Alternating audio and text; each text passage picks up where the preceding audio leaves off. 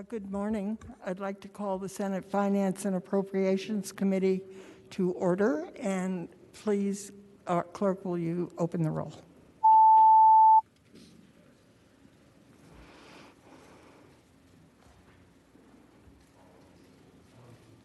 Senator Vogel votes aye.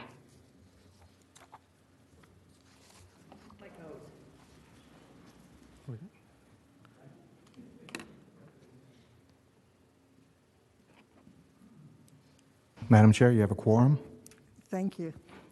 We have a really full agenda this morning, and we will start with the Health and Human Resources Subcommittee report by Senator Hanger, and then we will go through a number of bills. So, Senator Hanger. Okay. Thank you, Madam Chair. And I will go down the list beginning that we'd considered in our meeting yesterday afternoon, beginning with Senate Bill 1227, Senator Boysko, concerning hormonal contraceptives. For a bit, the subcommittee thought this might enter into one of the more controversial areas, but it doesn't. It is simply allowing a 12-month prescription in the Medicaid program for these ingested hormonal contraceptives. So the subcommittee recommended reporting, and I so move, Madam Chair. It's been moved and seconded that Senate Bill 1227 be reported. Does anyone want to speak to this bill? Seeing nobody, let's vote.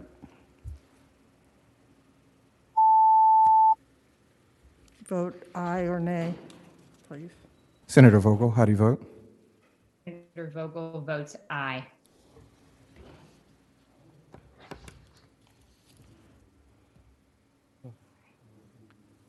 Ayes 14, no 0.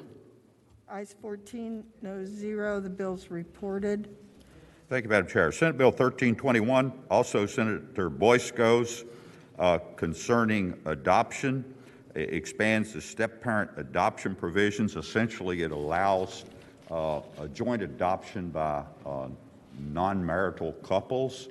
The bill has very good goals in mind in terms of the need for adoptions and permanency in households.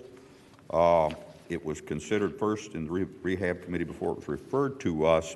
I actually abstained on it. I approve of the goal, but still had an issue with the lack of commitment with non-married couples. But the committee vote was unanimous with my exception to report, and it does include a general fund appropriation, which we didn't add the clause, roughly $84,000 for the work that the Department of Social Services will need to do.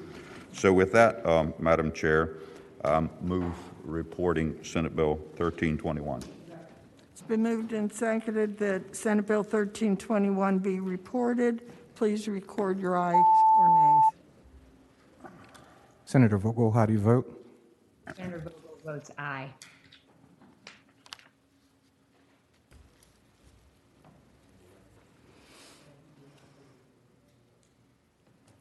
Ayes 11, noes 1, 2 abstentions. Thank you, Madam Chair.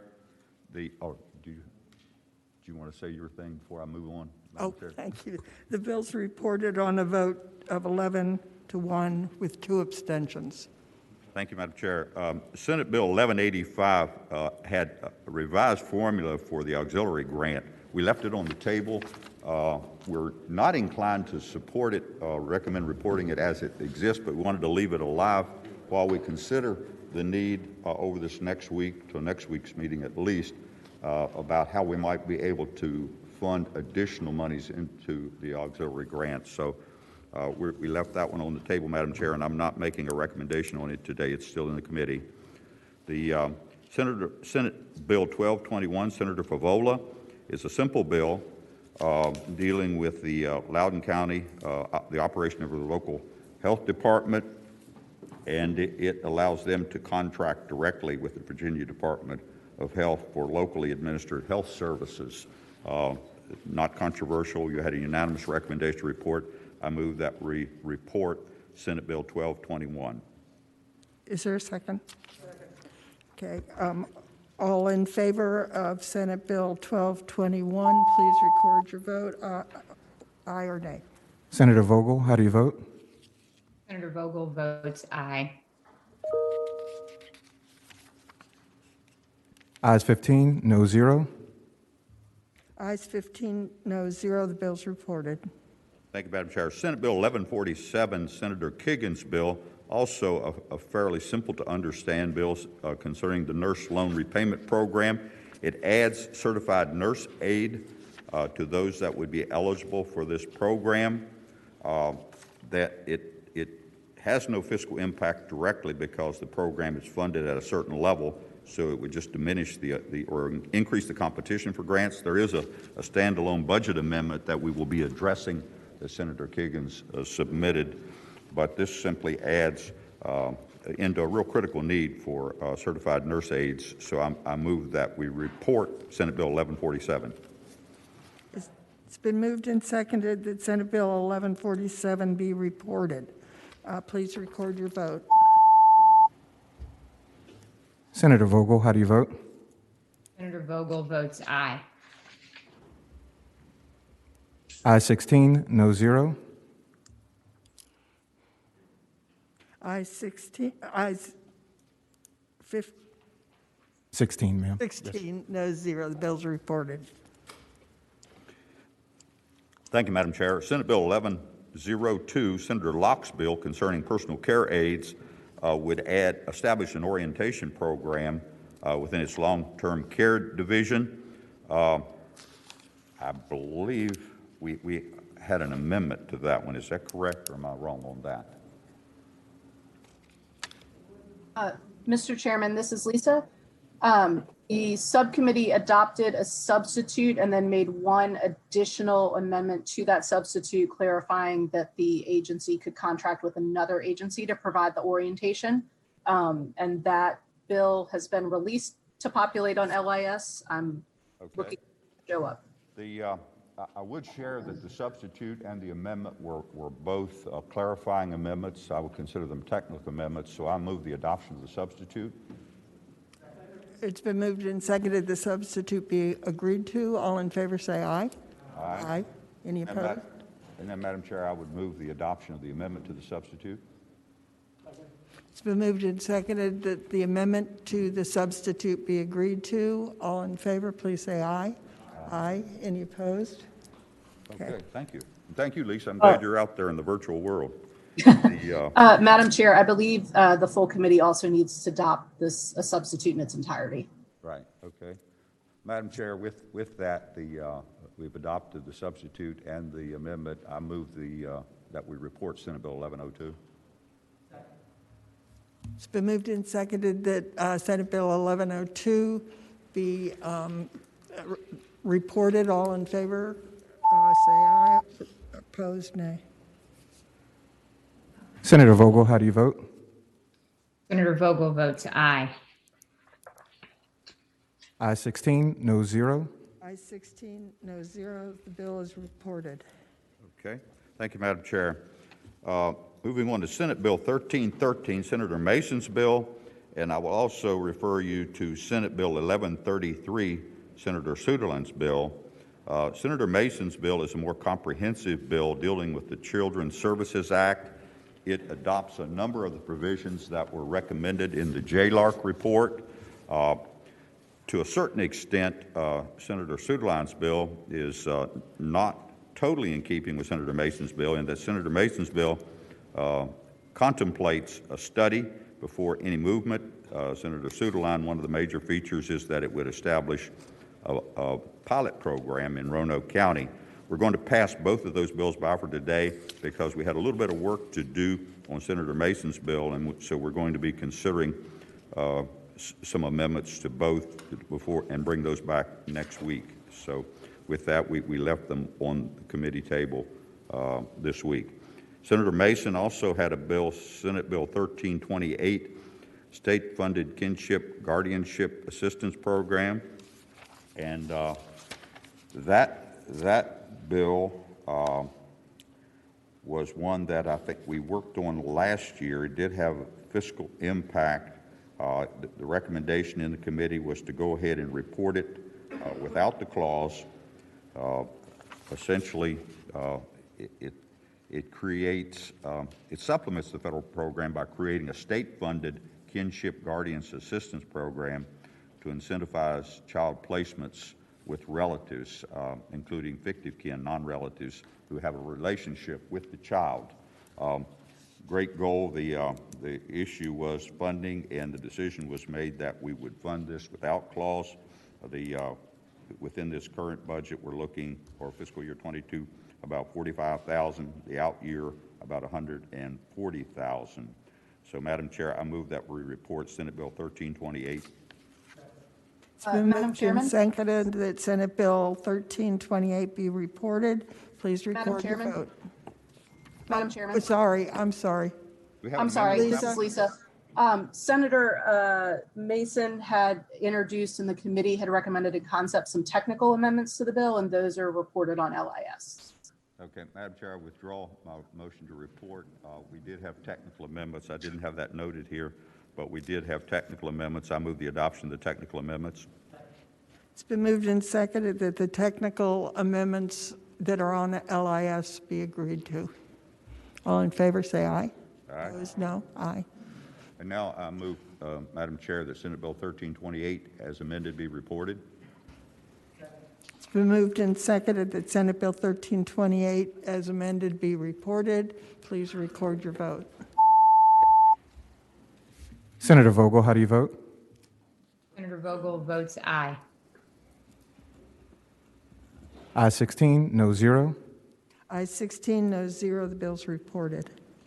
Thank you, Madam Chair. Senate Bill 1302, Senator McPike's bill, establishes the Crisis Call Center Fund, consistent with federal guidelines.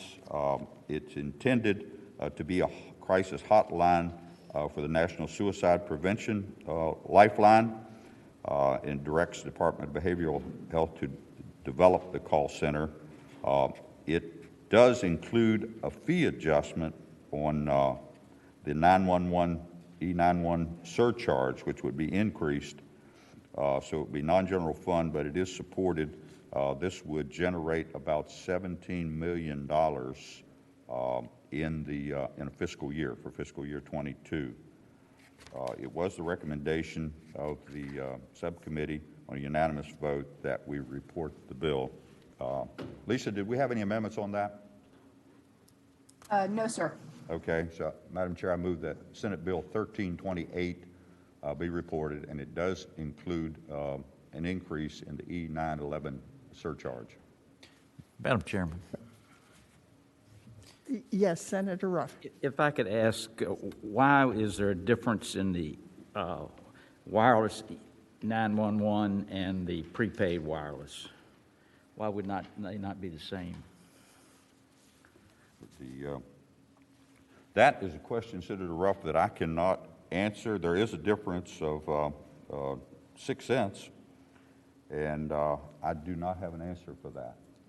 Madam Chair and Senator Hanger, Yes. to answer the senator's question, to answer Senator Ruff's question, that is a carryover of what is policy under current law.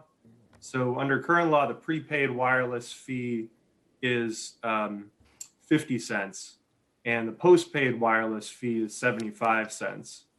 So there's a difference that exists in current law, which is just inherited from the fact that it's already part of the statutory structure.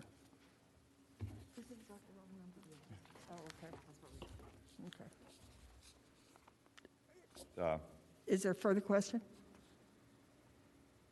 Madam Chair, if that answer satisfies why we're doing it, but not why we did it in the first place, but I move that we report Senate Bill 1302. It's been moved and seconded that Senate Bill 1302 be reported. Please record your vote. Senator Vogel, how do you vote? Senator Vogel votes aye. Ayes 14, noes 2. Ayes 14, noes 2. The bill's reported. Thank you, Madam Chair. That completes the report of the HHR subcommittee. Well, thank you, Senator Hanger, for your report. And now we'll turn to our next set of bills. The first on our docket is Senate Bill 1448, Senator Chase's bill.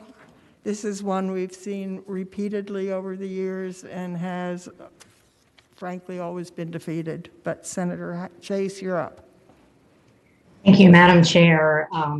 I'll be brief because I know y'all have a long docket here. But basically, the goal of this bill is to help our veterans. This establishes, starting in the taxable year 2021, an income tax subtraction or exemption for all military retirement income and military benefits paid to the surviving spouse of a veteran.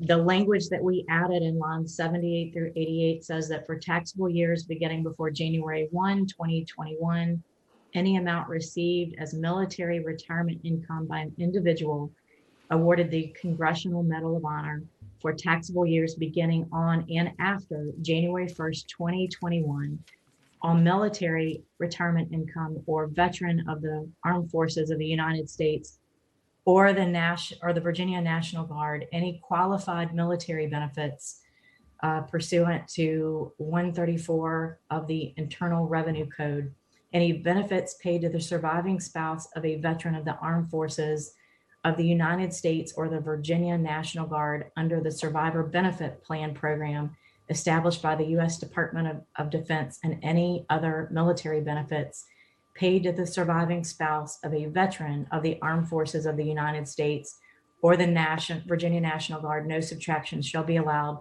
pursuant to this subdivision if a credit, exemption, subtraction, or deduction is claimed for the same income or benefit pursuant to any other provision of Virginia law. Members of the military who serve for 20 years or more, they can receive retirement pay for the rest of their lives. But the way this military pension is taxed, it can vary a lot from state to state. Some states exempt military retirement pay from state income taxes, but others tax it as regular income, which can make a big difference in your cash flow for retirement. In Virginia, we have over 780,000 veterans, a 2020 list of all 50 states that exempt all or a portion of military retirement pay. The laws differ depending on which of the 50 states you live in, and some state tax laws are more complex than others. Depending on the state, you may pay no income tax whatsoever, or you may find your military pay is exempt from taxation up to a certain dollar amount. Madam Chair, Virginia is actually one of 7 states that does not fully tax military retirement pay, which is what I would propose that we do. There are 9 states that don't tax personal income and 21 states that don't tax military retirement pay, but they do have a state personal income tax. I will tell you there is a significant fiscal impact to this bill. As many of you all know, the bill would have an estimated negative general fund revenue impact of $376 million in fiscal year 2022 and $261 million in fiscal year 2023, $272 million in fiscal year 2024. But thank you. Thank you, Senator Chase. This bill has not been heard previously in any committee or subcommittee, so we will take public comment, and 3 minutes for those who support the bill and 3 minutes for those who oppose the bill. Madam Chair. Is there anyone signed up? Yes, Senator Norman. May I ask a preliminary question, please? Of course. I would say to the senator that I think all of us in this room are very supportive of the military, and we have a number of veterans on it. And I appreciate your forthcoming on recognizing the significant fiscal impact, particularly in FY22 at $376 million. What is your thought about how to make up that loss of revenues? Well, I'm talking to the experts in this room, the members of the Senate Finance Committee.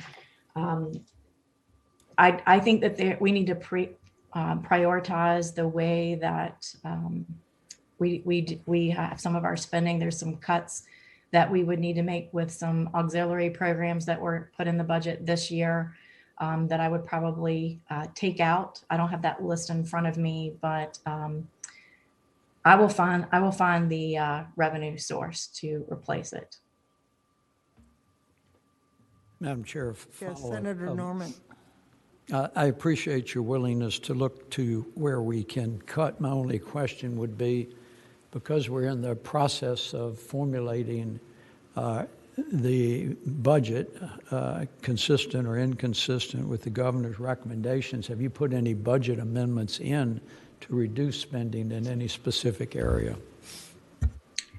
I have not. I put in a budget amendment specifically for this particular bill, and I have not. Okay. Further questions from the committee? We do need public comment on this one because it has not had any previously anywhere. So 3 minutes for those who are in favor and 3 minutes for any opposed. Is there anyone in the queue? Yes, Madam Chair. First, we have Jolena Young, and if any other speakers wish to speak, if they could digitally raise their hands, please.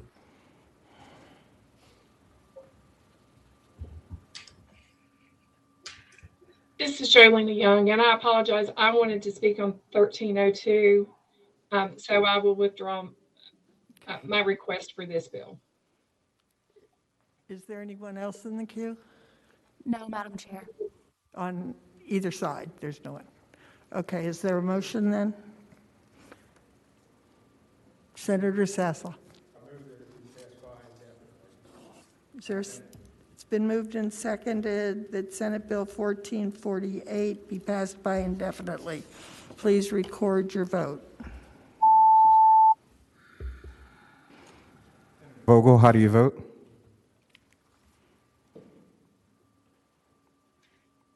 Senator Vogel, how do you vote? Sorry, I was muted. Senator Vogel votes aye. Ayes 16, no 0. Ayes 16, noes 0. The bill is passed by indefinitely. Thank you. Next up is Senator Kiggins, and I do want, before she begins, to let you know that I'm going to be setting up a special subcommittee to work over the interim to look at tax policy issues. Hopefully, we will also have the House involved. I'd like to know from any members of the committee if you'd like to serve on this special subcommittee looking at tax policies. And I'm afraid I'm saying this now, Senator Kiggins, because your bill is likely to be referred there.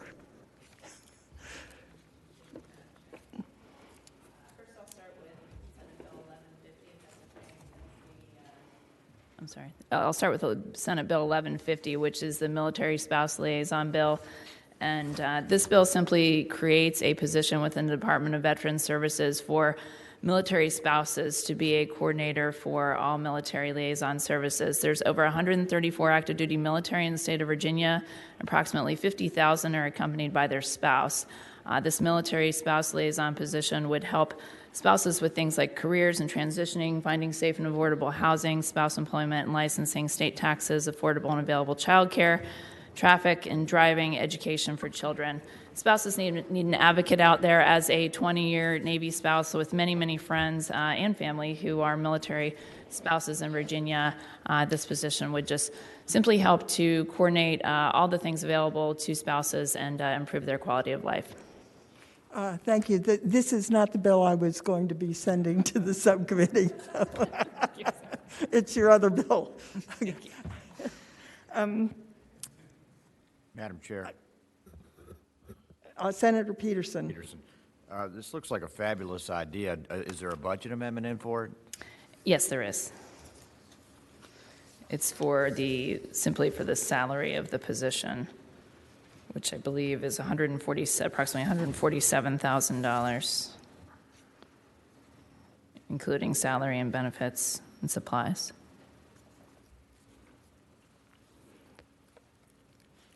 I believe that that is a significantly high sum that if we do want to report this, we'll need to put the clause on it.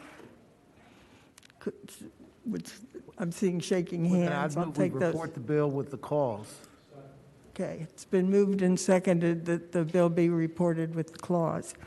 All in favor, record your votes, and opposed, record yours too.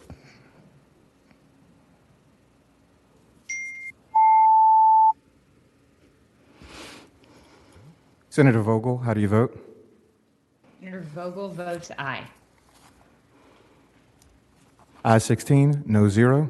I-16, no, 0, the bill's reported. Okay, now your other bill, which I think will go to this new subcommittee, is 1151. That's right. Would you like to hear it, Madam Chair? Yes. Okay, Yeah. sure. Sure. If you'd like to talk about it, we'd love to. Sure. Well, since I'm here, this is Senate Bill 1151, and this bill would provide an individual income tax subtraction for the military retirement income received for prior service by an honorably discharged veteran of active duty services in the armed forces or the reserve components or National Guard.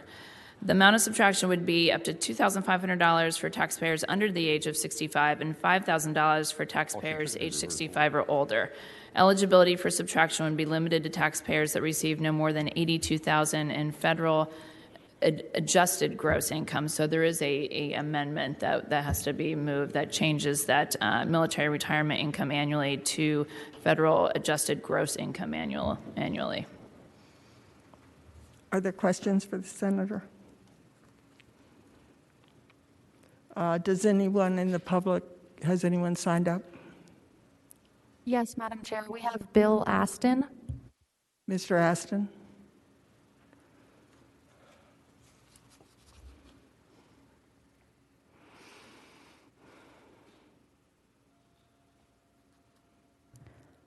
Bill Ashton, please go ahead. Good morning, Madam Chair, members of the committee. My name is Bill Ashton, and I am the chairman of the Joint Leadership Council. Joint Leadership Council is made up of 25 veteran service organizations, and we represent approximately 250,000 veterans in the Commonwealth of Virginia. The JLC supports Senator Kagan's Bill 1151, and as a substitute, or as she mentioned, an amendment, the original bill had a fiscal impact of approximately $48 million in the next fiscal year. With the substitute that Senator Kagan has put in there, I believe that this will be a lot lower than the $48 million that are put in there. It's based on the federal adjusted gross income of $82,000. And again, it's $2,500 tax exemption for anyone under the age of 65 and $5,000 over the age of 65. I have heard from numerous members of my veteran service organization, the Fleet Reserve Association, where a number of our members who,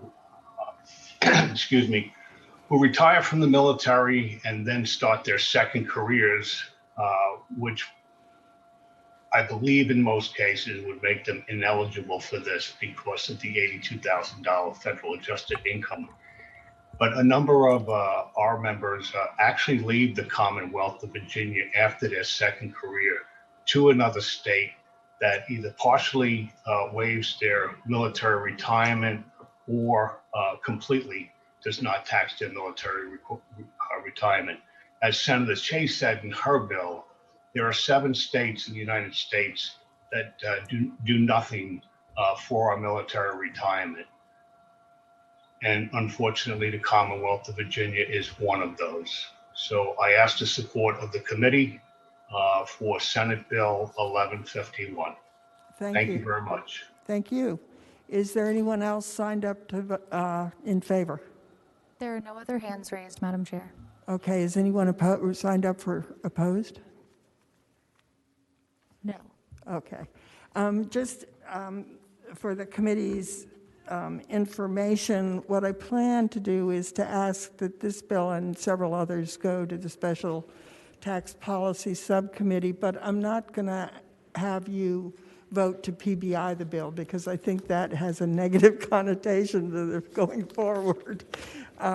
So we will simply, do we need to vote to refer it, or I just announce I'm referring it? You can pass by for the day, ma'am. We'll pass it by for the day, and I will send a letter to have this in the subcommittee. So thank you, Senator Kagan. Thank you, Madam Chair. Next up is Senate Bill 1403, Senator Pillion.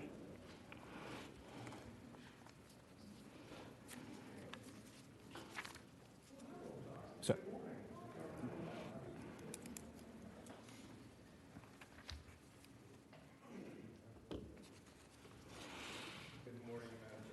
Good morning.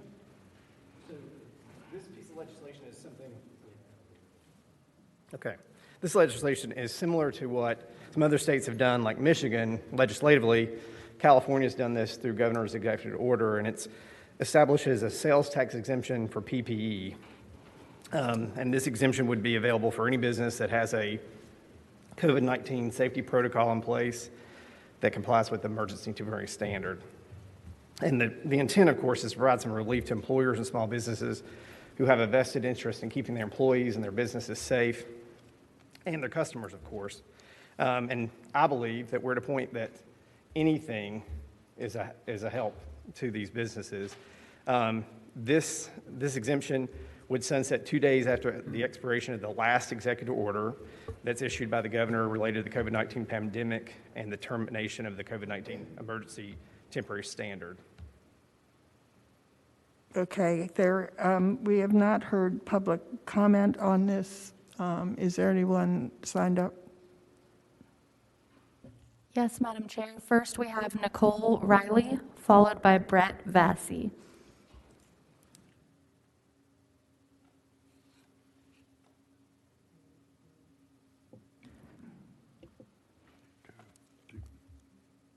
Nicole, are you there?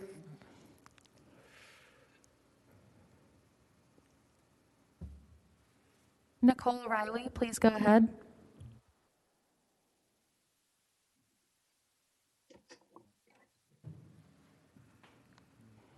Let's go to the next one. Next, we have Brett Vassy.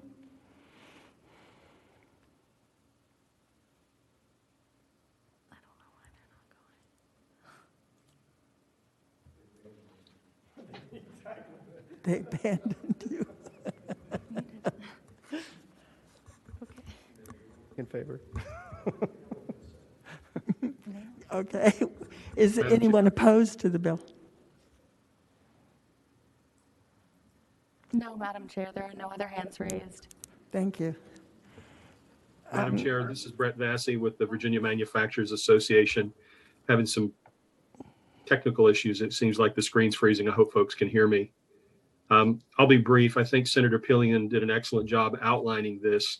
This bill has been in the works for about a year.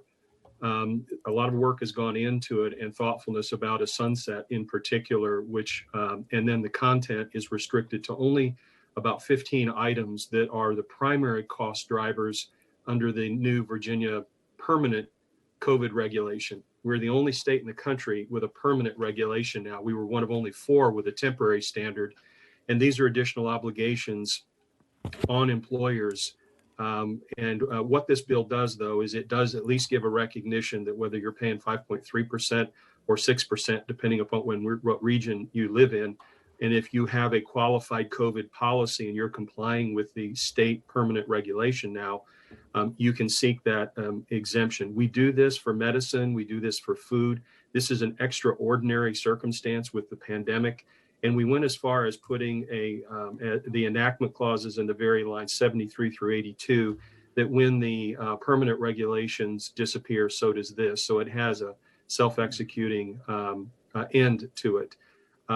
The FIS is indeterminate because it's difficult to determine, but when we look at the year-over-year revenue, 5.2% increase year-over-year in sales tax revenue, 15% increase in year-over-year revenue.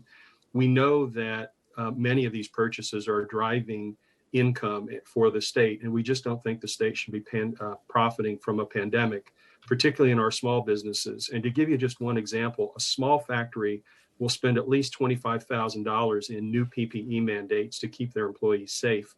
That's about a $1,500 tax that they are paying, that they could turn that back around and put it into other things more productive during this pandemic. So we ask for favorable consideration of this bill. We think this is not the overall solution for all businesses, but while we are in the pandemic, we think that this is an excellent approach for the state to at least give some relief to our small businesses. Thank you, Madam Chair. Thank you. Is there anyone else in the queue? Nicole Riley, if you want to try again, you're the last speaker.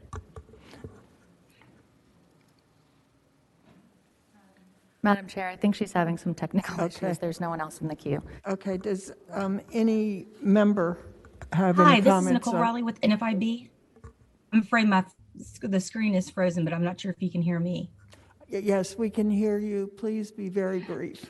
This is Nicole Riley with NFIB, representing about 6,000 small business owners. And that we definitely support Senator Pillion's bill here. As Brett mentioned, we are now under a permanent standard when it comes to workplace safety rules. And we think it's only appropriate that our businesses, as they incur these additional costs, that they be able to get the tax relief in regards to the sales tax exemption. So we ask that you support this bill. Thank you. Okay, do any members have a comment? Senator Barker had. Just to comment on things, I'm very sympathetic with what you're trying to accomplish here, Senator Pillion. I think that there are a number of options that we have available to try to help businesses coming out of the pandemic situation and the economic situation that many of them have faced. This one seems to be a little, even though the intent I think is very, very good, I think it presents some issues in terms of it doesn't start, it's sort of picking up at the very tail end of what we expect to be the state of emergency here. And there are other options I think that we may have to try to help with the businesses in this budget and moving forward, particularly with some of the monies from some of the federal stimulus stuff. That's where we got a lot of the things that we were able to help various businesses and higher education institutions and things like that with PPE last year and with the budget that we did in the special session. And so I think it probably would be better, it would be more balanced across all the sectors and make sure everybody gets access to some support for their PPE expenses there to do that rather than just sort of coming in at the end and dealing with just the tax component on it. What we want to do is to be able to address the PPE and more broadly and to keep build on what we did last year. So that's, I think, a better and it will help the businesses, I think, even more than just a little bit on the tax status here. So. Thank you, Senator Barker. Is there anyone else that I've missed? Yes, Senator Norman. Madam Chairman, with great deference to what the senator just shared with us, it seems to me that unusual times call for unusual actions. I think this has a de minimis impact, and I would move to report Senate Bill 1403. It's been moved. Is there a second to report the bill? Second. It's been moved and seconded. I've been told it's working now. Oh, okay. Our voting system was down, but it's back. So the motion is to report the bill. Please record your vote. Senator Vogel, how do you vote? Senator Vogel votes aye. Ayes 12, noes 4. Ayes 12, noes 4. The bill's reported. Senator Deeds, you have Senate Bill 1286. And Senator Deeds, this is one that's going to be recommended to go to the special subcommittee. Absolutely.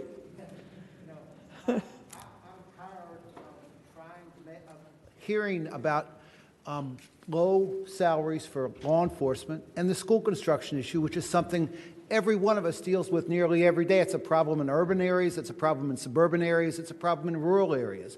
Twice in Virginia history, once in the 50s and once in the 90s, we committed state dollars to school construction. The literary fund is not a reliable source of funding for school construction, and the local taxpayer deals with the issue every single day. How many of these bills have we seen from localities to raise the tax, raise a special tax, which won't raise much money because localities are having problems with school construction?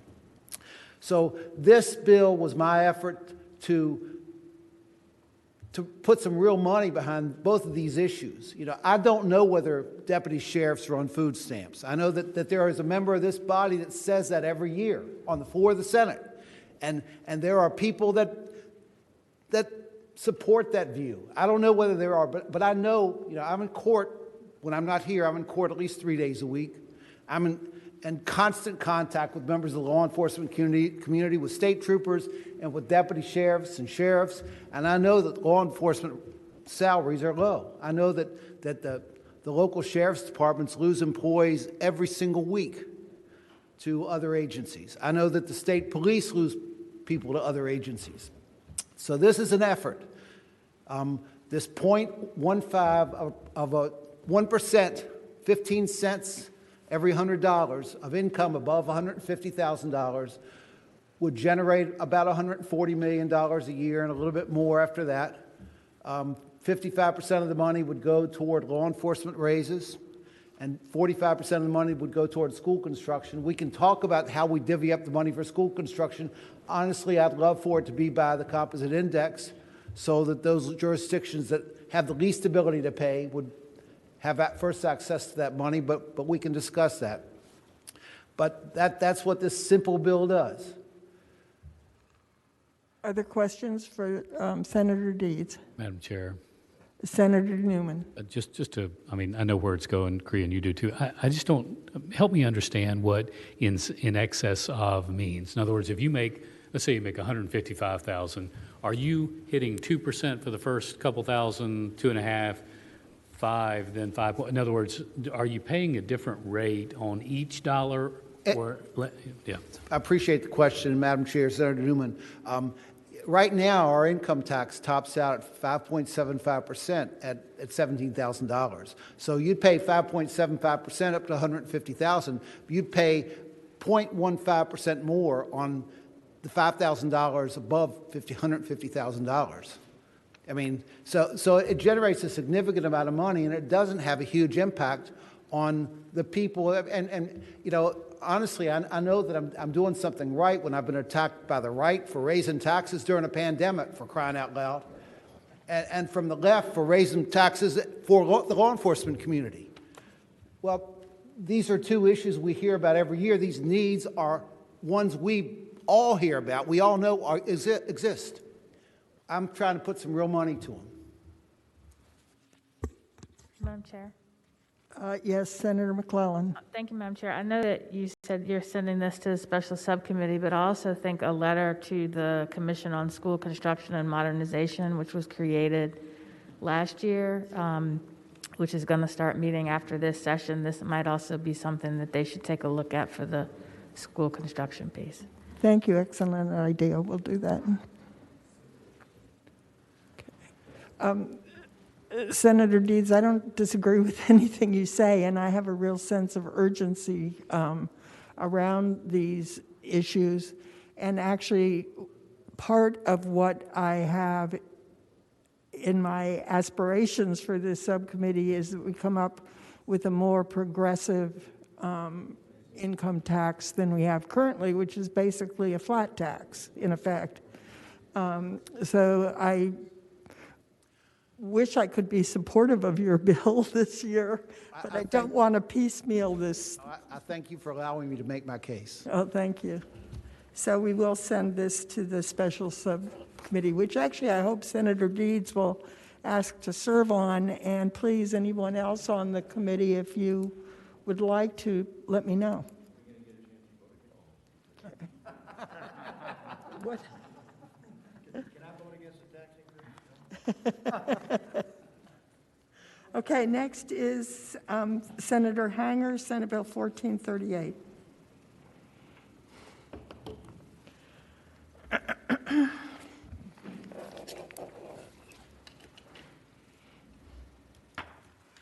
Thank you, Madam Chair and members of the committee. As you recall, last year in the 2020 session, we passed legislation to equalize taxing authorities as much as we could between cities, towns, and counties.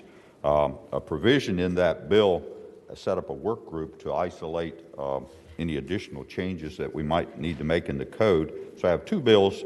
The one I have this morning is fairly simple. I have another bill that we'll hear at some point dealing with the collection of the tobacco tax and the tobacco stamping, where we're hoping to come up with a system that will be more uniform statewide and allow us to save some money. And we have a very antiquated system. This one simply addresses a situation where Rappahannock and Madison County had a combined transient occupancy tax and food and beverage tax. So what it does, it makes a technical change to basically say that that the rate would be the standalone rate between the two, and so the maximum would be the same as if the two taxes were imposed separately. And it also, consistent with the provisions in the broader legislation, eliminates the referendum requirement for food and beverage component of the combined tax. So I hope it will be the pleasure of the committee to pass the bill. Are there questions for Senator Hanger? Has anyone signed up to speak? Yes, Madam Chair. We have Katie Boyle, followed by Eldon James. Katie Boyle. Katie Boyle, please go ahead. Good morning, Madam Chair and members of the committee. I'm Katie Boyle with the Virginia Association of Counties. We support this legislation. There were a lot of moving parts in the Equal Taxing Authority legislation that you all passed last session, and this was just a statute that we didn't have a chance to clean up, and so we appreciate Senator Hanger bringing this bill to tie up this loose end, and we hope you'll move it forward. Thank you very much. Thank you. Eldon James, please go ahead. Thank you, Chairman Howell and members of the committee, and also on behalf of the localities of the Rappahannock-Rapidan region, which includes Rappahannock County and Madison County. I want to thank Senator Howell for carrying this piece of legislation. We support it. This is really an opportunity to streamline the filing and reporting for our many small B&Bs, and we hope you will pass the bill. Thank you. Thank you. Is anyone else signed up? Yes, Madam Chair. Next, we have Gary Curry. Yes, thank you very much. I appreciate the opportunity. I serve as the county administrator in Rappahannock County. Just want to join with my representatives who spoke for me, Katie Boyle and Eldon James. The County of Rappahannock does support this. It helps align this special provision for taxing B&Bs with the actions that were taken last year, and we appreciate you supporting it and moving it forward. Thank you. There are no other hands raised, Madam Chair. Okay, is there a motion on the bill then? So, second. It's been moved and seconded the bill be reported. Please record your vote. Senator Vogel, how do you vote? Senator Vogel votes aye.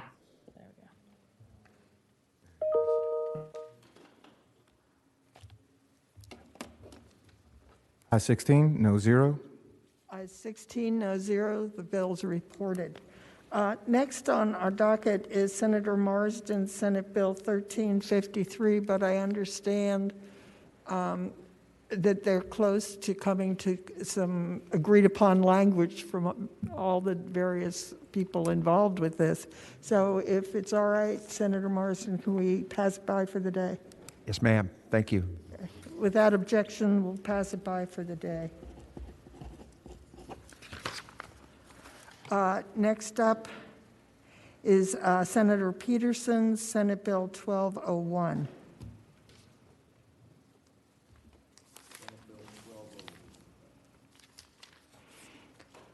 That was the one. That was the one we agreed to take back today. Okay. Yes, we're going to pass that one by for the day as well. We're working on a substitute. Okay, we're now in another category, which is bills related to tax credits. And Senator Norman, you have Senate Bill 1170. Madam Chair, I'll make this brief and stay right here. As you recall, we've been going through a series of bills to allow localities to increase sales and use tax up to 1% and dedicated to school construction. So far, there are 9 localities we have done it, and this would add Isle of Wight to it. It's supported by the Board of Supervisors and their community. Editorial comment, we probably ought to just do it statewide, but that's another bill. My bill is just Isle of Wight County. Okay. Any questions? Any public comment? Madam Chair, we have 2 members of the public ready to speak. Okay. First is Tom Smith. Madam Chair, members of the committee, good morning. Appreciate the opportunity. The Superintendent's Association is in support of this bill. It is becoming a useful tool. And as Senator Norman said, we would really like to see it go statewide. Thank you. Thank you. Jeremy Bennett, please go ahead. Good morning, Madam Chair. Jeremy Bennett, representing the Virginia Association of Counties. Thank the Senator for providing an additional tool to Isle of Wight County. And as has been said, VACO would love to see this authority granted statewide. Obviously, school capital needs are a priority for our membership, and we appreciate efforts like this to provide us with additional tools to build and maintain our schools. Thank you for your time. Thank you. Madam Chair, the final hand raised is by Donald Robertson. Please go ahead, sir. Good morning, Chairman, members of the committee. I'm Don Robertson, Assistant County Administrator with Isle of Wight County, speaking in support of the bill. This is something that we would hope the committee would look favorably upon. The significance of this is that we're in the midst of building 2 additional elementary schools or as replacement schools. It's going to require us to increase our real estate tax rate by at least 4 cents. And the ability to impose this tax would help us to reduce significantly that increase in the real estate tax rate. So we appreciate your support for this bill. Thank you. Is there anyone else? No, Madam Chair. Is there a motion on the bill? I would move to report, Madam Chair. It's been moved and seconded that Senate Bill 1170 be reported. Please. Madam Chair. Madam Chair. Yes. Senator Hines. I'd just like to state my reason for voting in opposition to this, to be consistent. I don't argue with the merits of increasing the ability to have this local tax, but I really believe when we look at the big picture, it would be, if by the time everyone adopts it, it will be an end run around the composite index.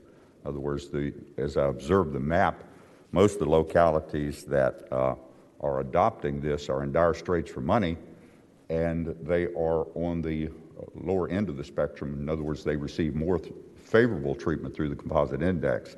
So I think as we talked earlier about a study to look broadly at our tax system, I think this is one of those items that ultimately we will need to address that way.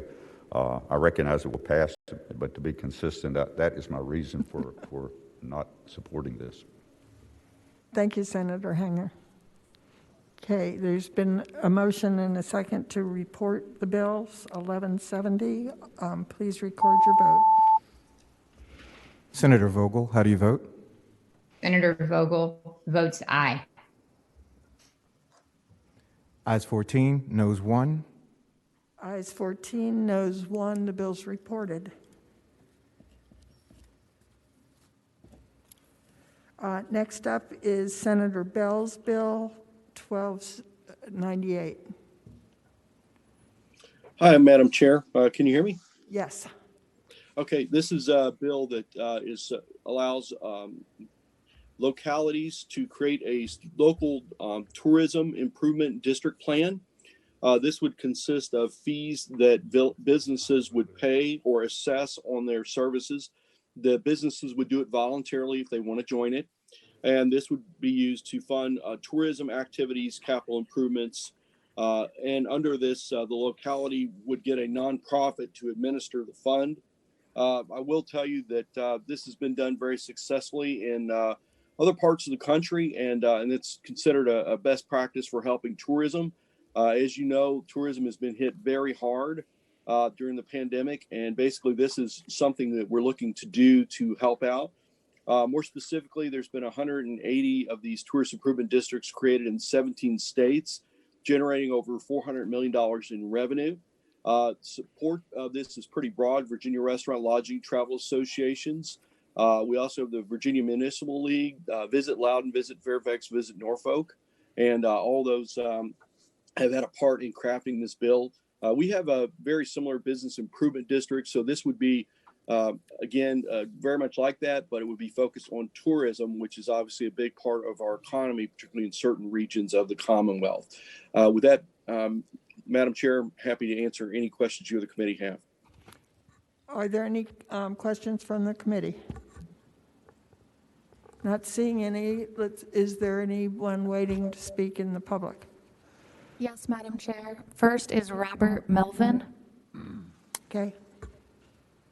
Good morning, Madam Chair. Robert Melvin with the Virginia Restaurant, Lodging, and Travel Association. As Senator Bell indicated, we are very supportive of this measure and commend him for carrying this bill to try and address some of the challenges that are facing the hospitality and tourism community. And I think that this certainly equips our industry to rebound a bit quicker than they would without this measure in place. There are no other hands raised, Madam Chair. Okay, thank you. Is there a motion on the bill?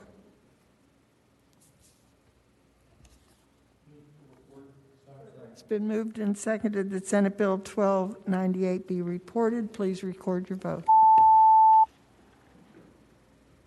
Senator Vogel, how do you vote? Senator Vogel votes aye. Ayes 16, no 0. Ayes 16, no 0. The bill's reported. I thank the committee. The next bill is Senator Cosgrove's Senate Bill 1137.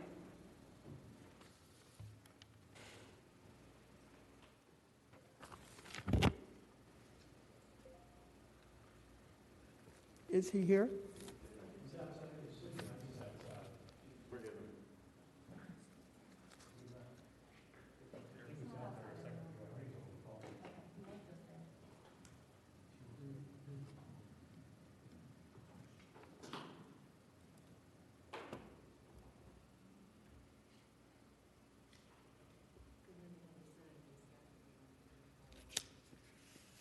Let's just wait.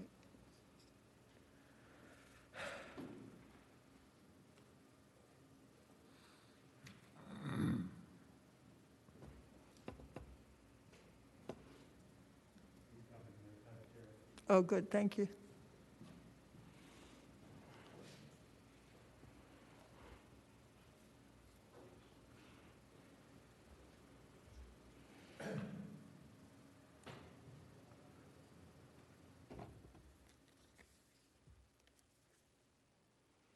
Good morning, Madam Chairman, members of the committee. Good morning, Senator. I hope everyone's doing well today. Madam Chairman, I have two bills before you today. I would like to start with SB 1137, if that's okay. That's fine. Thank you. I appreciate the action of the committee last year. Oh, sorry. It's on. Yeah. I appreciate the actions of the committee last year. It had one unintended loophole, and that, excuse me, I was running here. Can you call my name? And the loophole was that the school security officers who had already been working 32 hours under the existing rules prior to last year fall into the crack there where they have to then be let go and have a year's time away from a VRS position. Some of these folks have been working for 10 years as school security officers. This bill would just allow them to be grandfathered, just as we have done with teachers and bus drivers. And that's pretty much it, Madam Chairman. Are there questions for Senator Cosgrove?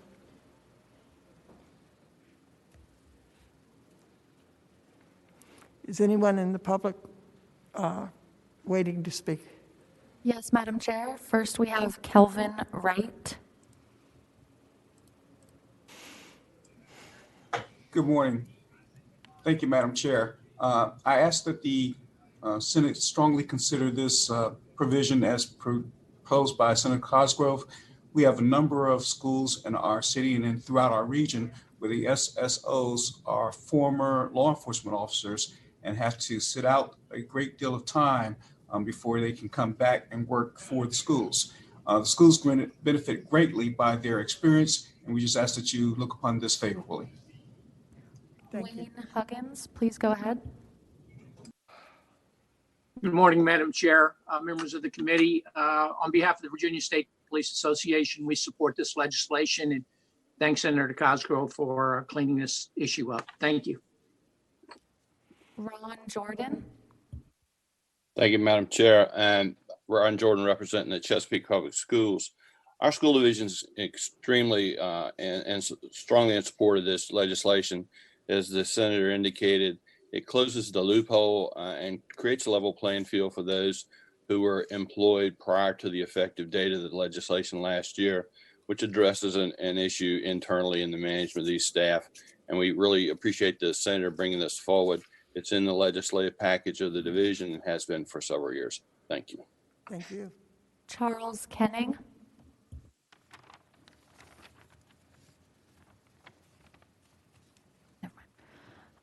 Next, we have Tom Smith. Madam Chair, members of the committee, it's Tom Smith with the Superintendent's Association. Again, very simply, we're in support of the bill. Thank you very much.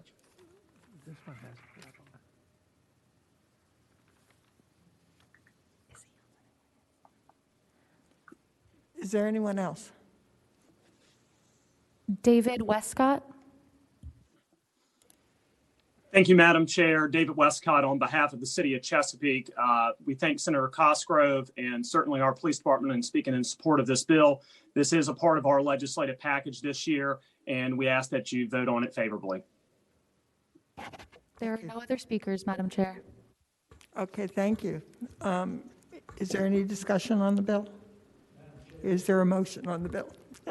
Madam Chair, I think anything we can do to encourage experienced officers for becoming SSOs is very important, and I would move to report the bill, ma'am. It's been moved, the bill be reported. Is there a second? Madam Chair. Oh, sorry. Senator Barker. Yes. Just to address issues here with this particular bill, the existing law requires a 12-month break in service, but this is proposing only a 1-month break, as I understand it. And the 12 months is consistent with the VRS retirement system practice for the teacher critical shortage program, and also the IRS safe harbor guidance. VRS has indicated that a failure to meet the facts and circumstances test for a bona fide break in service could jeopardize his plan qualification status, thereby affecting all members and retirees. So there are at least some potential issues, and I think that we may have someone from VRS who could provide more elaboration on what the issues are here. Trish, are you on the line? Patricia Bishop is being moved into the room, Madam Chair. Okay.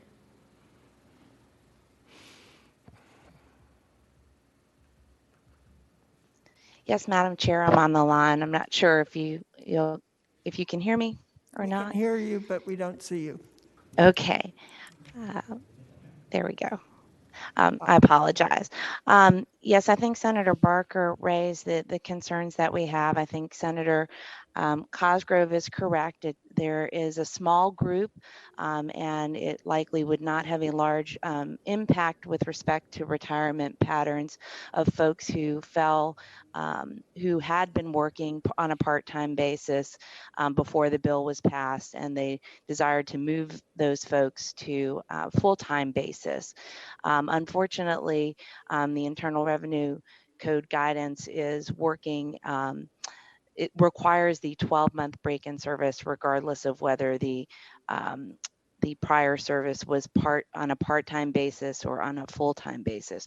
Our policy position has been that a one-year break in service would satisfy the Internal Revenue Code provisions. But I will point out there is no black letter law to support this. It is based generally on an Internal Revenue Code private letter ruling that discusses what would qualify as a break in service for return to work to allow for in-service distributions to beneficiaries of a qualified public pension plan.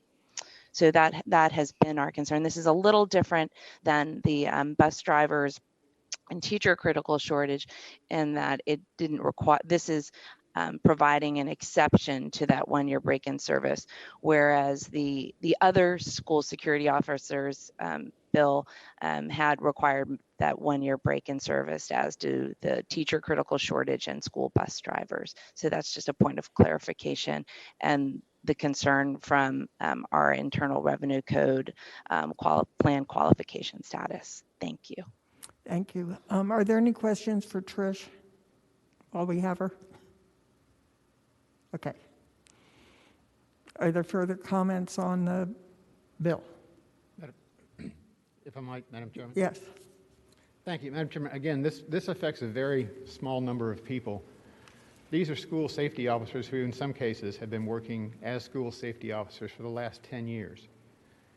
And with this particular policy, the way it's set up for the one-year break in service, they have been out of public service getting any VRS benefits for, in some cases, many years. This would just grandfather those people who have already been school security officers. If we don't take care of the loophole, we won't have any school safety officers because they will have to then take a full year's break in service. And I don't think that's right to do for the schools, and I don't think it's right to do for the kids. Thank you. Is there a motion on the bill? Is there a second? Second. It's been moved and seconded that Senate Bill 1137 be reported. All in favor, please record, please record your vote. Senator Vogel, how do you vote? Senator Vogel votes aye.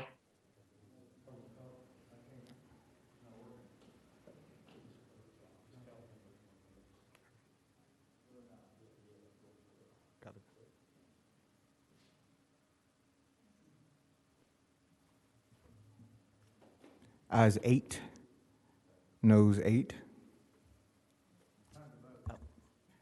I'll correct it afterwards, sir. Okay, ayes 8, noes 8, the bill fails. All right, thank you, Madam Chairman. Madam Chairman, 1409 is a similar bill. Okay, Senate Bill 1409. Yes, ma'am, I'm sorry. Thank you. VRS is going to have the same concerns with this, and in fairness, it does start kind of a Christmas tree effect on what we passed last year. So I'll leave my comments at that. I'm saying this bill will have the same concerns from VRS, probably more concerns from VRS than the other one. And it, in fairness, does kind of start a Christmas tree ornament effect. Okay. So there you go. Is there a motion on the bill or comments on the bill?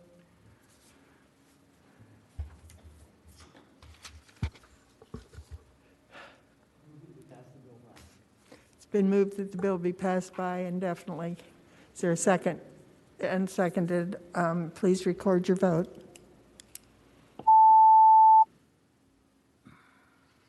Senator Vogel, how do you vote? Senator Vogel votes aye. Ayes 16, no 0. Ayes 16, no 0. The bill is passed by indefinitely. Unanimous. I got one. Thanks, Senator. Members of the committee.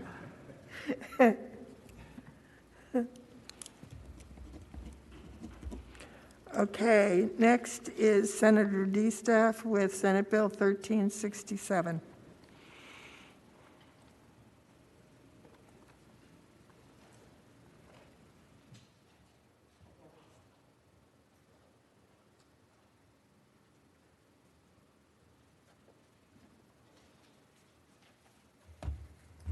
Good morning, Madam Chair, members of the committee. Good morning.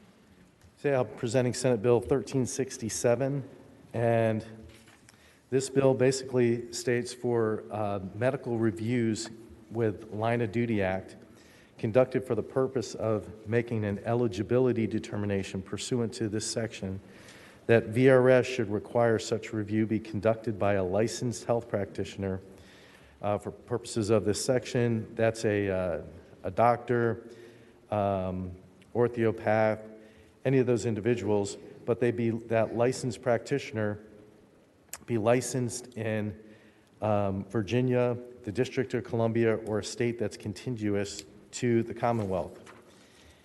And if you look at the financial impact on this, we basically use a third-party administrator who hires doctors from across the country and the U.S. territories. Well, I think that if somebody's making a determination on one of our officers, that they should be in or around Virginia and close to them, because most of the time the initial determination is a rejection, then they have to appeal it, they go to a doctor in Virginia or around Virginia, then it's appealed, and then it comes back, and most of the time from there it's accepted. So the third-party administrator said that they believe this could, they're not sure, but it may or may not increase the cost of this. They would have to recruit doctors in and around Virginia. Well, again, I think if we've got doctors looking at our Line of Duty Act officers, that they really should be Virginia doctors or doctors in a contiguous state.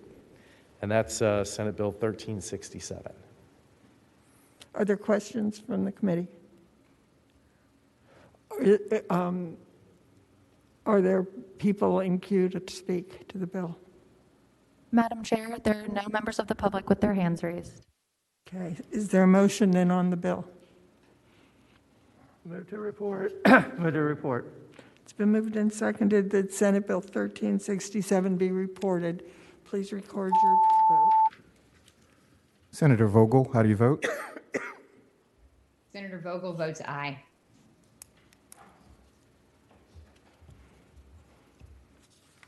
Ayes 14, noes 2. Ayes 14, noes 2. The bill's reported. Madam Chair, members of the committee, thank you very much. Thank you. Next on the docket is Senator Kiggins, but we've already heard that bill, so we will go to Senate Bill 1254, Senator McPike.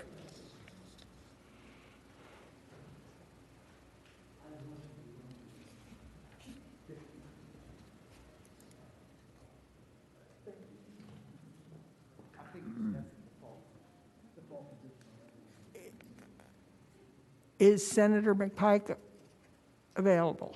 I will text him. He was here earlier. Okay.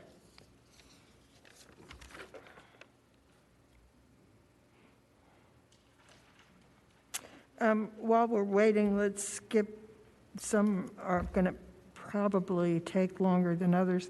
Let's skip down to Senate Bill 1204, Senator Barker's bill. All right.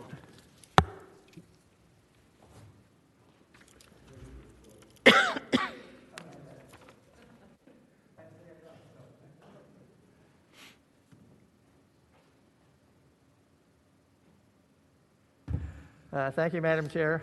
Senate Bill 1204 is a bill to move George Mason University into the Tier 3 level of the higher education institutions in Virginia.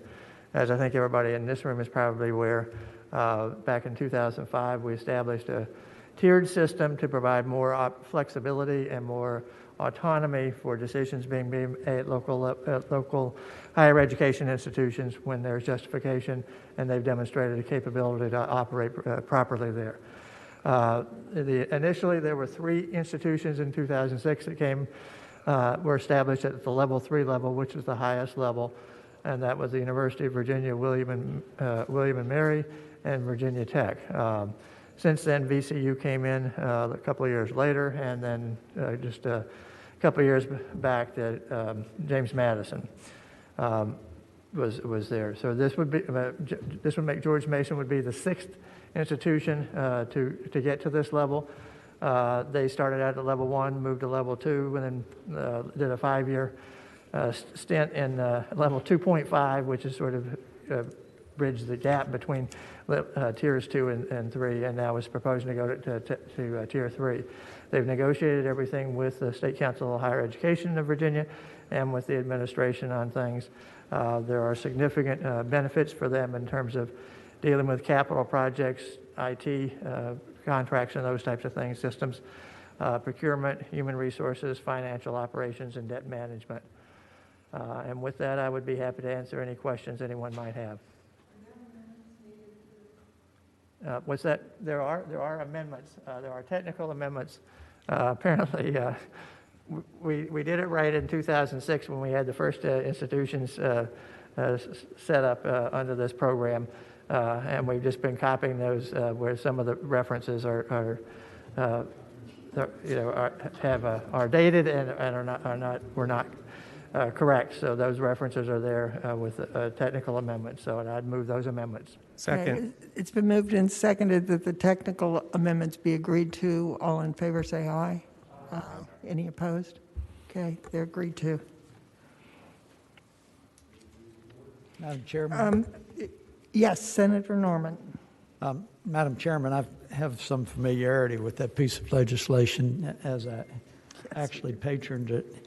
And I just want to compliment the patron and George Mason, because as we constructed it, anticipated kind of an incremental movement through some of those schools to demonstrate that they had both the responsibility and the fiscal integrity to do it. So I compliment George Mason on having worked their way through the various phases.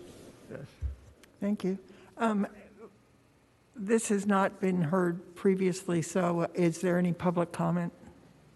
Madam Chair, we have Gregory Washington going first. Okay, President Washington. How are you? Hello, good to see you. I want to thank you and all the senators for considering this bill. My name is Greg Washington, and I'm the president of George Mason University. It goes without saying that this bill helps continue to grow and support Mason and establish it on par with other institutions in our state relative to our academic and research mission. Mason has worked really hard on this process over the last 5 years in a tier 2.5 program. We have met and exceeded all expectations relative to that program. And we have shown that at that tier 2.5 level, we can manage that additional flexibility quite well. In October 2019, we actually achieved AA3 bond rating status. This is high grade status from Moody's. We also achieved high grade status from S&P. And so we think from a financial standpoint, the institution is ready as well. The additional flexibility will allow Mason to be more nimble with our overall operations, and will be able to position the institution in responding to market demands. So our hope is that it'll put Mason on par with the University of Virginia, Virginia Tech, William and Mary, Virginia Commonwealth University, and James Madison University, which is already achieved its status. So I'm hoping that the request goes forward. Thank you. Thank you. And for members of the committee who don't know President Washington, he's doing a fabulous job and just started last summer, which is why you may not have met him yet. Okay, is there a motion on the bill?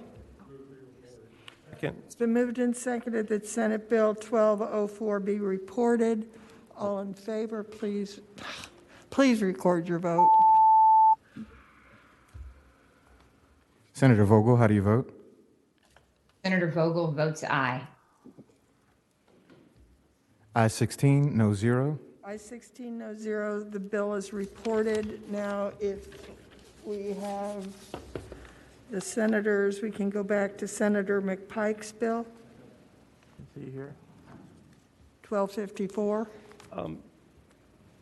I don't think Senator McPike has arrived yet. He didn't acknowledge my text, but Senator Surville's waiting outside. Okay, Senator Surville.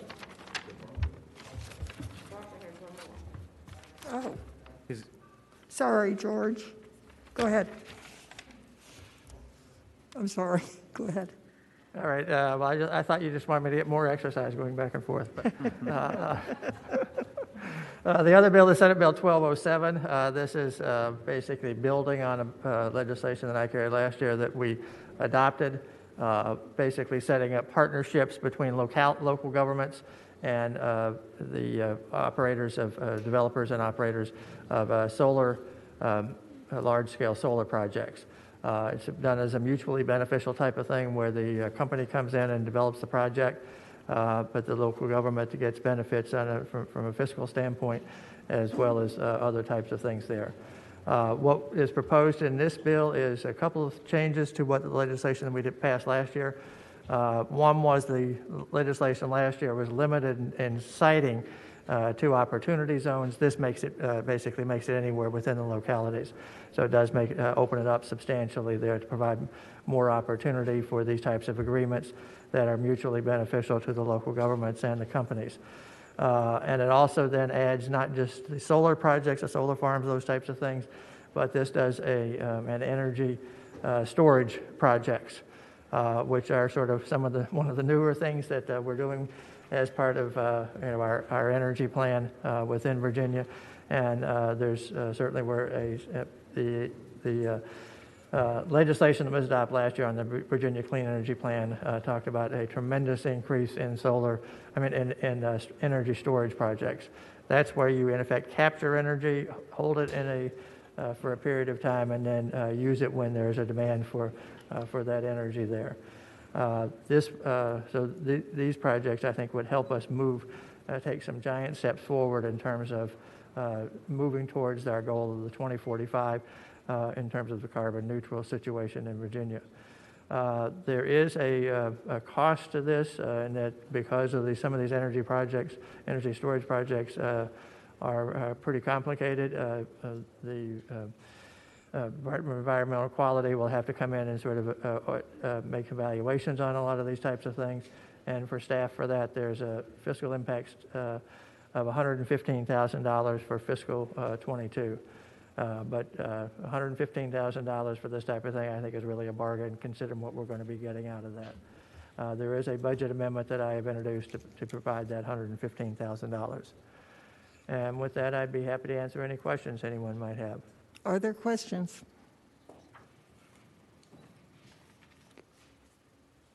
Is there a motion? It's been moved, and do we need the clause on this one? No. No, but we don't need the clause, I'm being told. So. It's a small clause. Small clause. Okay, it's been moved and seconded that the bill be reported. Please record your vote. Senator Vogel, how do you vote? Senator Vogel votes aye.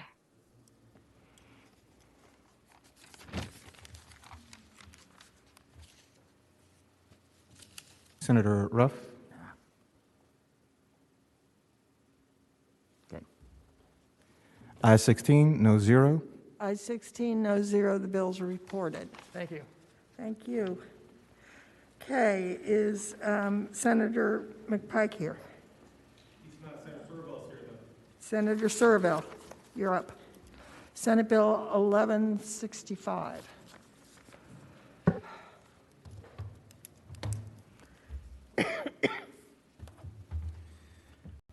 Good morning, Madam Chairman. Senate Bill 1165 is the legislation that would repeal Virginia's death penalty. And I'm not going to focus on the policy very much, and mostly just going to focus on the fiscal piece of it. But the basic, in terms of the framework of the bill, it basically changes the terminology in the code from capital murder to aggravated murder. It commutes the sentence of two individuals who are currently on death row to life in prison. It removes all the references to the Capital Defender Service throughout the code, and it eliminates authority for lethal injection and the electric chair in the bill. So in terms of the fiscal impact, what that means is that it theoretically causes a $77,000 fiscal impact to the state for having to feed and house two individuals for the rest of their life. There's also the impact is for the Capital Defender Service, which the state currently spends $3.9 million a year for, I think, 29 employees. The $3.9 million, I would just note, by the way, does not include the cost that the state incurs on either expert witnesses or trial expenses, which I believe come out of a different funding source. It does not include the savings associated with freeing up attorneys general who have to litigate these matters on appeal or otherwise. It also doesn't reflect the savings associated with police, judges, clerks, prosecutors, or jurors, which are all expenses that are incurred every time one of these prosecutions happens, and also to some extent on appeal.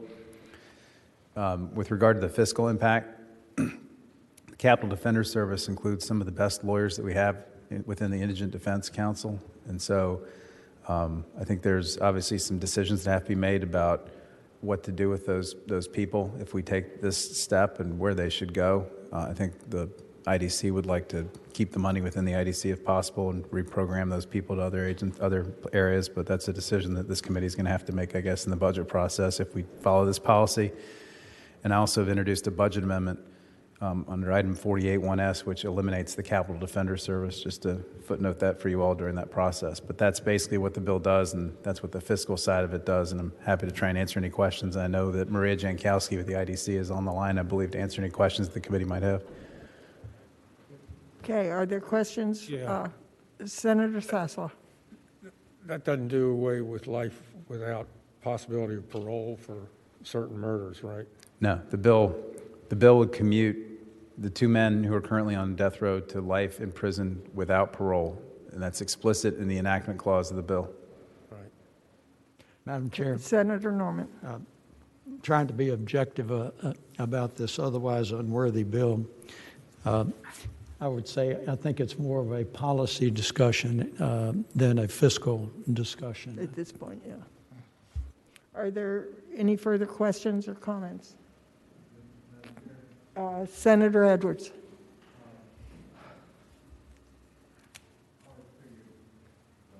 I always figured abolishing the death penalty would save money because it's very expensive to, on both sides, to push a death penalty case, and the stress on both sides is enormous.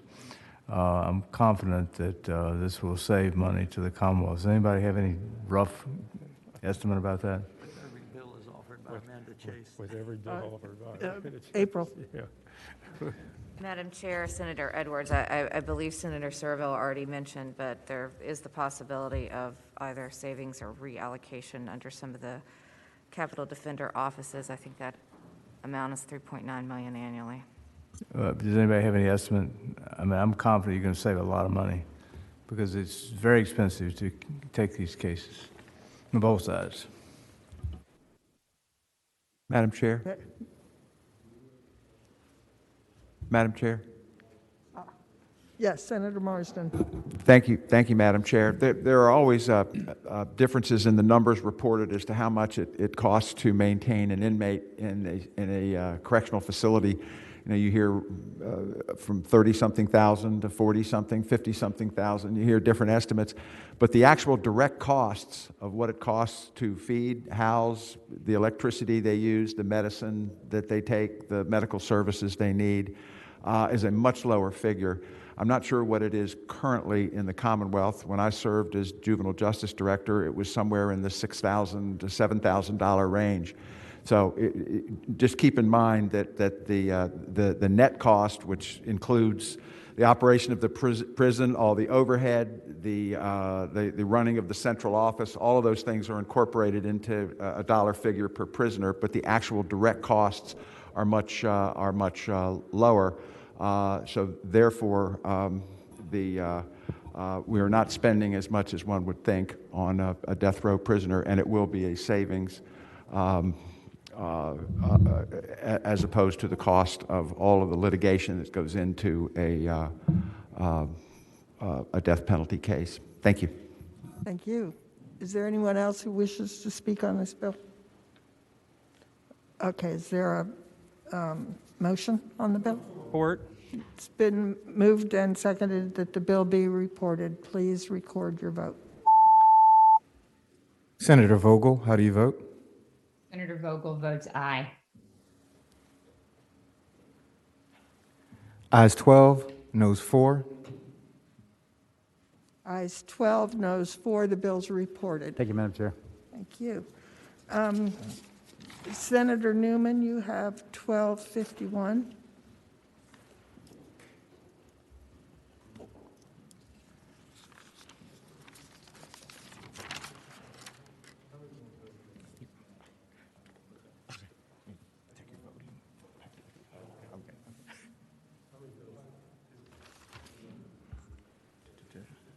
Madam Chair, this is Senate Bill 1251. It's really just a clarify and a cleanup bill for the VRS. The bill does two things. One, as most of you know, if you are in business, the Secure Act has changed the minimum distribution age from 70 and a half to 72. This changes 51.1 to reflect that change.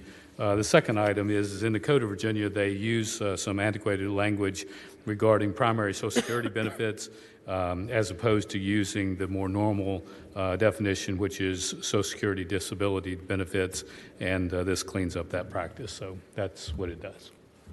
Are there questions? Okay. I'm assuming there's nobody in public for a technical cleanup bill. Correct, Madam Chair. Okay. Is there a motion on the bill? It's been moved and seconded. The bill be reported. Please record your vote. Senator Vogel, how do you vote? Senator Vogel votes aye. Sorry. Ayes 16, no 0. Ayes 16, no 0. The bill's reported. We have one remaining bill on our docket, Senator McPike's bill, but I'm assuming he's not here, so we will pass it by for the day. Is there anything? Is there any further business to come before the committee? Seeing none, we will rise.